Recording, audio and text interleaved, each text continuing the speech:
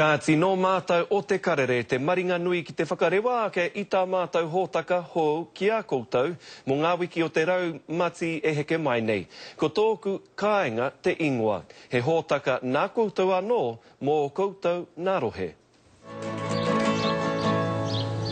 Tōna kei waha!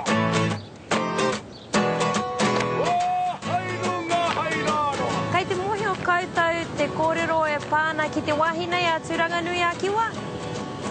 I ngā rā o mua i umai te waka o Horauta, ki runga i te one i konei. Ko te tohunga o runga ko Kiwa tana ingoa.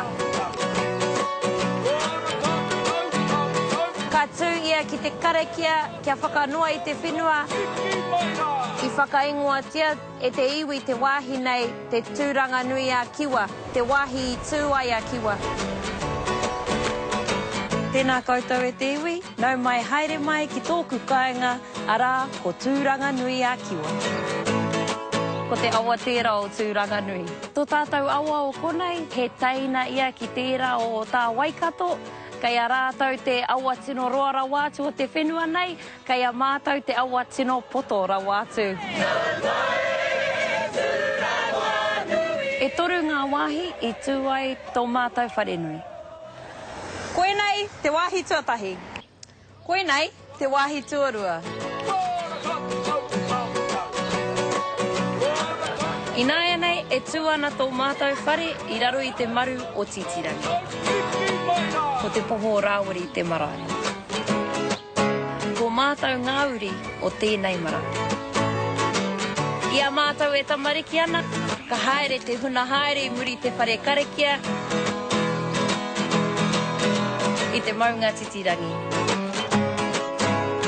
Whātekau mā whā mano tangata e noho ana ki roto o Tūranganui a Kiwa, neke atu i te whātekau mārima pai heniti he Māori. Tōna kei waha! Hairunga haira! Hairunga haira! Mō tātou o ngai Māori e noho ana ki roto i tēnei ngā rohe, kāre he mea i tu atu i te kapaka. Ko waihirere tōku kapa, ara i ahu mai tōku tāne i reira, me aku manawa aku pipi.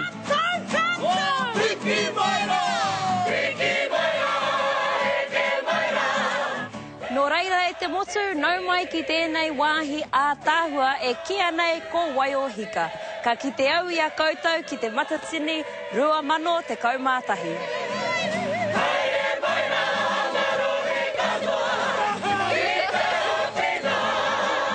Tōku kāinga, te urunga o te rā, ki Tūranganui a Kiwa.